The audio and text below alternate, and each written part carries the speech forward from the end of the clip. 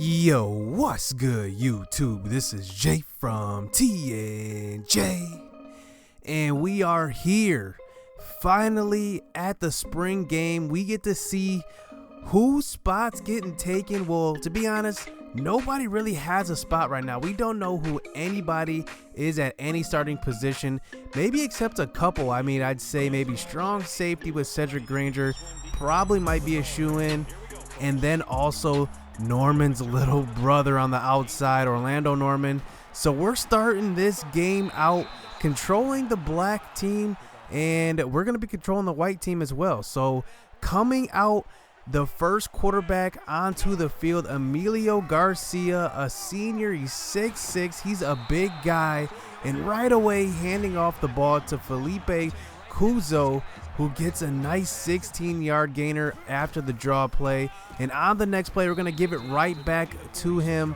and he's going to get a nice 3-yard gain. So here's Emilio under center this time. Running a whip route is Cameron Dixon, the freshman tight end. He's not even our best rated tight end, but he gets on the field for the 5 wide receiver set.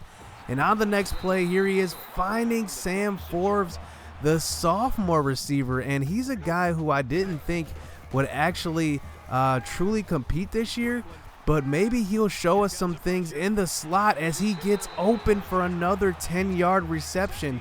Remember, he does have 3 older guys ahead of him. He has a junior, 2 seniors, I believe actually 3 seniors ahead of him, as there's one of them when he gets the ball knocked out of his hands by Zach Zorzula III. So now giving the ball to Cuzo on the outside this time, and he's picking up 6 yards. So now facing a 3rd and 4 this time. Garcia under center is going to drop back to pass, throw across the middle, finding one of those seniors once again. Paco Ashton across the middle of the field inside the 5-yard line. So on a 2nd and goal, a stretch play this time, gets a huge block from his tight end, and Cuzo gets in for the touchdown. Take a look at this block once again as we get out, and Sean DeQuan, straight cracks the outside backer on that one, the cornerback, and we get in for the 7-0 game. So here's the white team out, see what they can do here, and we have Milam in at quarterback, throwing across the middle, and there is Cedric Granger. So here's how the format is going to be. It's going to be the first team offense versus the second team defense, and then the second team offense versus the first team defense. So you can see a lot of the backups in the second team offense in for the white team here to start out the game. And there's Adam Pritchard, a guy who's a senior. Let's see what he can do in this game. He's a right outside linebacker, but there is a freshman, Angel Gonzalez, in the slot. And this was one of the guys I was talking about redshirting, but there he gets open for the 33-yard gain, getting open across the middle of the field. Milam with a nice throw that time. So here's Javier Garcia getting the ball up the middle. He's a junior, so a lot of competition at the running back position. You can see already 3 running backs have been in the game, and here's another one, Cameron Yates. He gets some carry up the middle to almost gets across the goal line, as on the next play, Milam this time getting swallowed up once again by Adam Pritchard. 2 tackles for loss already here in the early stages, and here's another senior, Brett McDonald, getting around the edge that time. And look at that, taking on 2 blockers that time, getting around to tackle Cameron Yates. Nice play that time by the senior, but we do get the white team to settle for the field goal. So it is 7-3 here, moving on to the late stages of this first quarter. But here's Garcia under pressure, and he's missing a wide open Marcus Jefferson, nobody near him.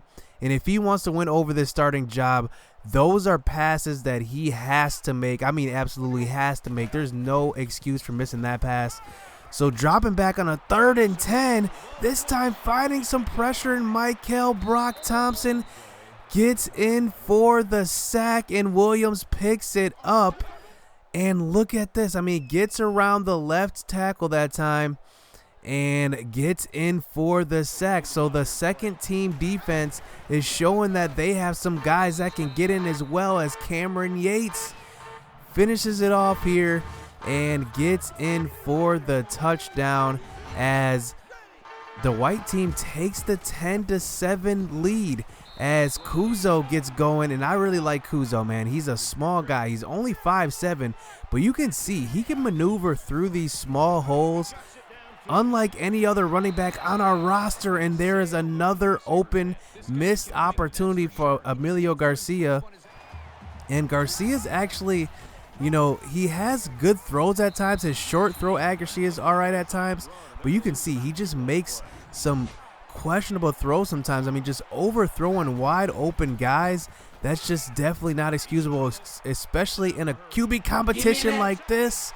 And look at the backup quarterback right now throwing an interception to Darius Terry. But one guy I want to highlight on this play is the middle linebacker, Ryan Marshall. Look at him. I mean, he's going stride for stride with the slot receiver, and that's something that I really need on this team because I don't have much speed at the linebacker position. And the sophomore Ryan Marshall, maybe he can contribute there, as Felipe Kuzo once again on the 7-yard carry. He has 42 yards here in the first quarter already. So now on to the second quarter here. Here's Kuzo, but this time he's getting stopped by Kevin Maia, and that is going to be the senior there for that tackle. So now facing a 4th and 4 this time, a couple of plays later, this time finding Sean DeQuan open on the outside. And Sean DeQuan is one of those guys that we thought was going to be a blocking tight end, but he gets the reception. But I do want to keep an eye on this guy, Corey Lisi. If you watch that play again, look at him. He recognizes the stunt. He recognizes that they're overpowering on the right side, and he slides over and gets the block, saving that 4th down try. And here is Kevin Maia getting in one more time for the sack, and he's impressive. He is a senior, and he is basically lined up as the 2nd or 3rd middle linebacker on the depth chart, but he's showing me some things here as Mason Wynn, another senior, gets a catch that time, catch and run. So now facing a 3rd and 5, here's Emilio Garcia throwing to the outside, finding Sean DeQuan, the senior, at tight end. And remember, I said that he's a blocking tight end, but he's showing me that he can catch the ball a little bit. And here is Javier Garcia getting the handoff, almost getting in for the touchdown, but getting smacked right before getting in. But comes 2nd and goal, QB blast, Emilio Garcia. You know he's a big guy, 6'6", so he runs it in himself, and he puts the black team on the board as we go into the middle of the second quarter here. Milam's still in the game, and one thing you're going to notice, I can't really control who's in for both teams since it's both the same roster. So you're going to see a lot of switching up with guys on the white team and the black team as Cameron Yates gets open this time, and he gets a 15-yard reception out of the backfield. And that's one of the things that I hope that he can provide with the senior leadership as a receiving back as well, because we need to find out who's going to be our full-time, maybe not full-time, we're probably going to have a committee of running backs, but who's going to be the guy who's going to be in on passing downs? Is it going to be Kuzo? Is it going to be Yates? And is it going to be our 3rd and 4th string running backs who we're going to see in the second half? So now this white team is driving the ball, getting inside the 10-yard line, and this time Javier Garcia getting in. He can run between the tackles. He's more of a bigger running back, and he's above 6'2", I believe. And I want to highlight kind of some weird stuff's going on in this game. Moriarty, who we thought would be the receiving back, throwing a huge block on that play, and that was actually supposed to be Sean DeQuan in making these big blocks, but Moriarty's getting in, and that's a good way to get playing time. Getting good blocks, pancaking guys, that's a good way to earn some time. So now here comes Garcia back out onto the field, this time finding Sam Forbes, the sophomore, in the slot, but he's not getting the first down. So it's the spring game. So I have nothing to lose. I'm going forward on the 4th down, see what I can do, running a QB draw, but Emilio Garcia gets stopped by Frederick Billups, the sophomore, And look at Frederick Billups. I mean, just straight abusing that right end. He notices it right away, the right tackle, and he stops that QB draw. So now here in 2 minutes left in the second quarter, and throwing deep is Milam, and he's finding the sophomore Sam Forbes, and just the football smarts to come back to the ball and snag it over Preston Mays, the senior, over on the left side of the field. And great awareness that time by the sophomore Sam Forbes, and he's showing me some things. That's a guy that I maybe thought that would be buried on the depth chart a little bit more, maybe the fourth receiver, but he's showing me that maybe he's our best guy. He does have the highest catch rating, but he doesn't have like absolutely great route running, doesn't have great catching traffic, but he's showing me that he's just football savvy. I mean, he's just smart on the field. So that's a guy to keep your eye on in the slot. I'm liking what I see from him this game. And transitioning onto the defense here, Danny Armstead getting in for the tackle for loss that time. So here's Emilio Garcia going for it on another fourth down, and these are just the throws. This is the third one of the day. He just straight up misses. Sam Forbes is open on that one. And, I mean, he just overthrows it. I don't know what was going on. Sam Forbes doesn't like it. He's fired up. He's like, man, that was a first down, and I could have got more yardage. So now the white team takes back over, and rolling out to the left is Milam. But once again, another play by Brock Thompson. Take a look at those rush pass moves as he gets the sack, stops Milam. And, you know, Milam does want to run a little bit. He is a mobile quarterback. He also has a okay arm. I mean, he has a pretty big arm, I can't lie. I mean, but his accuracy is just the one thing. But you know what's funny is that Garcia's showing the one that he might be the one that's inaccurate.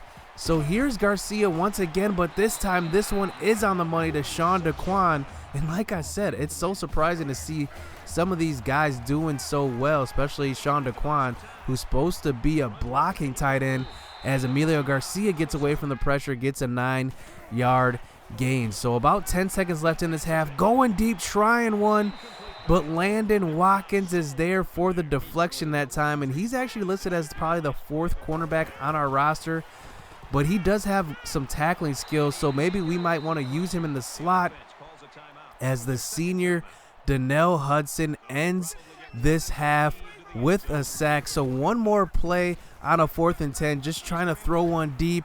And this one's actually going to be caught by Sam Forbes. So Sam Forbes is getting a lot of receptions in this game. He's just finding a way to get open, get behind the defense. And this is going to be a 24-14 advantage for the white team here as we go into the second half. And we're going to see a different couple quarterbacks here. Kashawn Curtin, the freshman. So the thing about Kashawn Curtin is that he is a scrambler.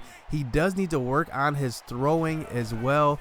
He is a freshman though, so he's got time to develop, but he's definitely the most raw quarterback on our roster, as we have 3 guys ahead of him who can throw the ball pretty well. And we are going to be controlling the white team this half, so you're going to see us controlling them. But here is Keith Syracuse Jr., the freshman running back, and he's definitely probably going to get redshirted. And we're going to see how he develops, because you know he's going to be kind of that Dion Lewis type of back, the back out of the backfield that's going to receive passes.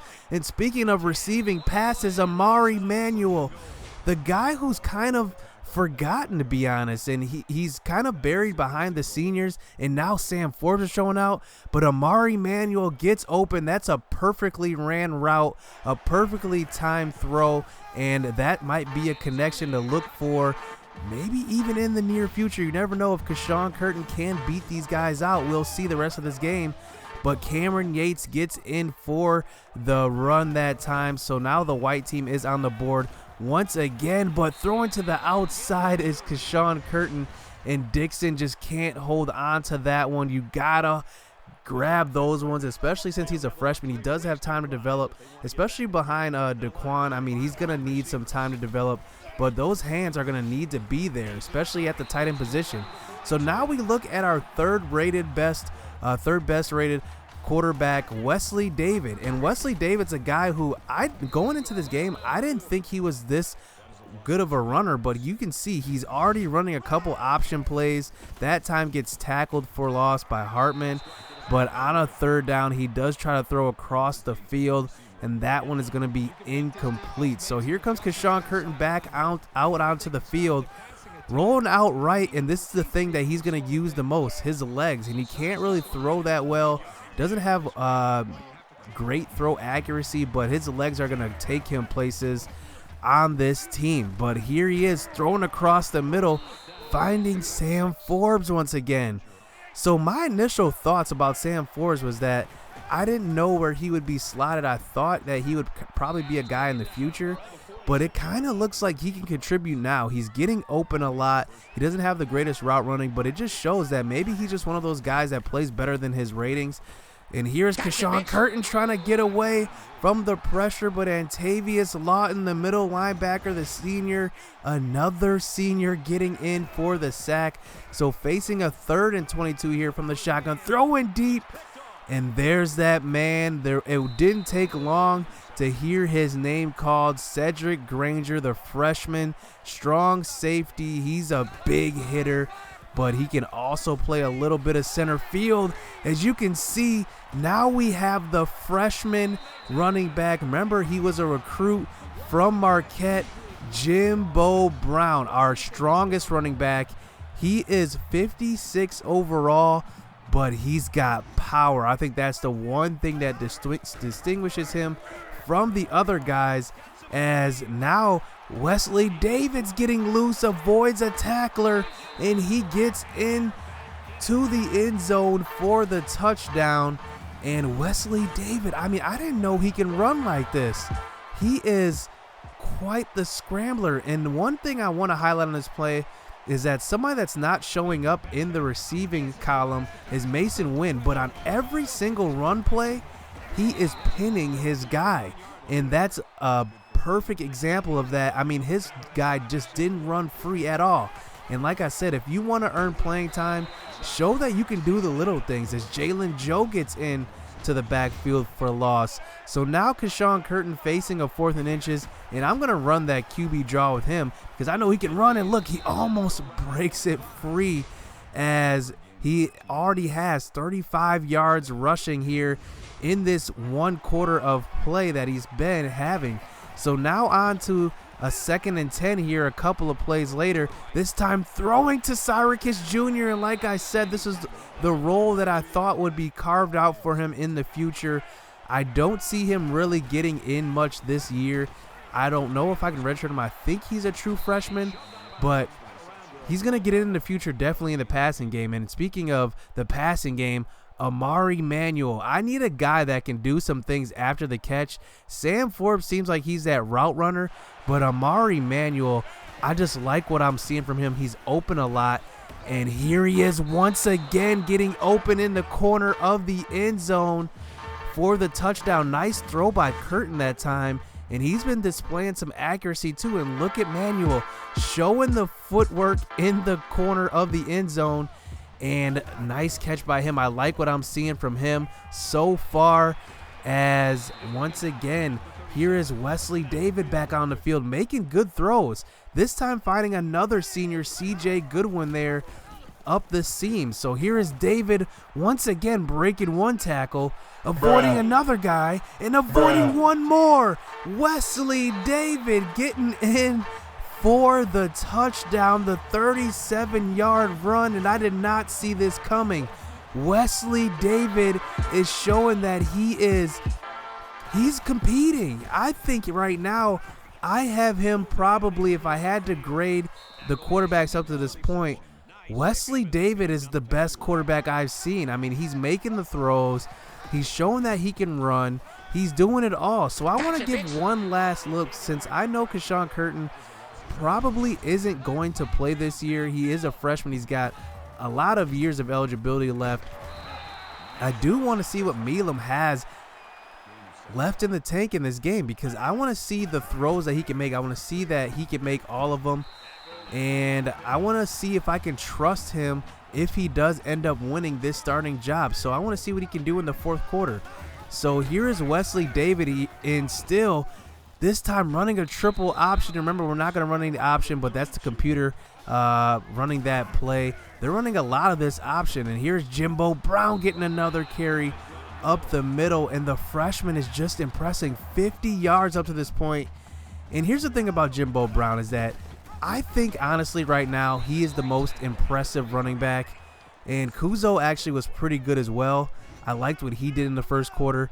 But Jimbo Brown is just, I mean, that first run that he had, breaking all those tackles, here he is once again. I mean, in the passing game, he's a power back. He can't even catch the ball, but this time he's showing that, coach, I can do it all. And this is just a great sighting because seeing the future in him, he's a true freshman. I can redshirt him and have 4 years of eligibility, and seeing I want to see the rest of these running backs. I want to see if they can actually step up a little bit, because if they can, I think I will redshirt Jimbo Brown, even though he's probably the most impressive running back up to this point. I just want to have that 4 years of eligibility. I want him to get better, especially behind, this offensive line who's just, they're not rated very well, but they're going to get better come next year. So back out on offense, here is Amari Manuel getting the screen pass. And honestly, I've seen enough from Amari Manuel to tell me that he's going to get some playing time. I mean, you can see he can do it after the catch, putting the move that time on the safety and getting a nice 15-yard gainer. I can just tell right now he's just one of those guys that's going to be a playmaker for us. But as soon as he makes a good play, there he goes, dropping a pass. It's going to happen with such a bad team that we're playing with.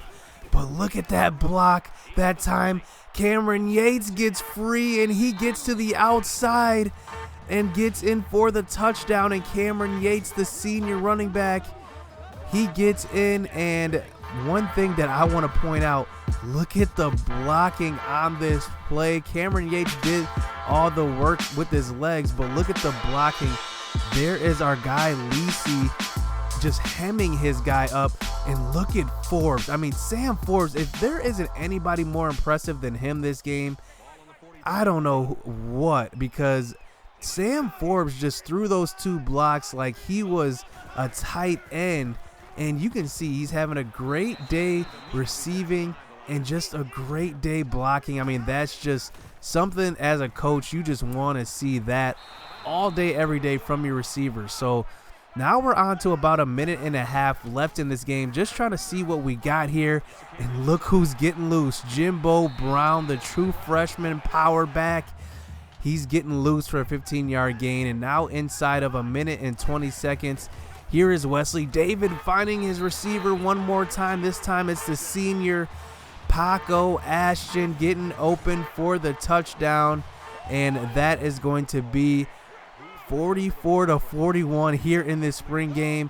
Very evenly matched. I like the competition I'm seeing from both squads, as once again Sam Forbes is getting open, and I think with that catch he's just won the slot receiver job. I don't know about you guys, let me know, but look at him from the slot. I mean, he's just getting open. Perfectly thrown pass from Milam. Right now, I kind of like the two-way race of Milam and Wesley David. What do you guys think? I mean, that throw was on the money, but look at our left tackle. I think he's one guy that won this job, Misi, and he's just hemming his guys up, not letting anything get to the quarterback, especially with that play he had earlier where he shifted all the way across the line, picked up the stunt. I think he's won his left tackle job. I think there's no debate on that one. But quarterback, I think there is a debate. I think Wesley David overtook Garcia for the best quarterback on the white squad. But looking at the black squad, I mean, he's actually on the black squad. Looking at the white squad, though, Milam actually did pretty good as well. I think Garcia underwhelmed a little bit. Curtin still has a few years to develop, so I'm not going to rush him into the starting role. So let me know what you guys think at quarterback. Milam or Wesley David, or maybe if you still think Emilio Garcia was there, but I just don't see it. I mean, those throws that he was missing, I just can't deal with that with a starter right now. But looking at running back, I mean, tell me what you guys think here. I mean, to be honest, I do want to redshirt Jumbo. I do want to redshirt Brown, but, you know, I do like him. I mean, I do like Jimbo Brown, but I like Kuzo. I mean, he's 5'7". He can maneuver through the holes. And also, you know, just having Yates as the backup, I think he's pretty good. I think they're kind of the similar running back styles, but I do want to play two seniors. I do want to redshirt Jimbo Brown just because I do want to save that 4 years of eligibility. And then after receiver position, you know, Wynn actually had 6 receptions for 44 yards. I didn't show too many of them, but he was just blocking so well that it's going to be hard to keep him off the field.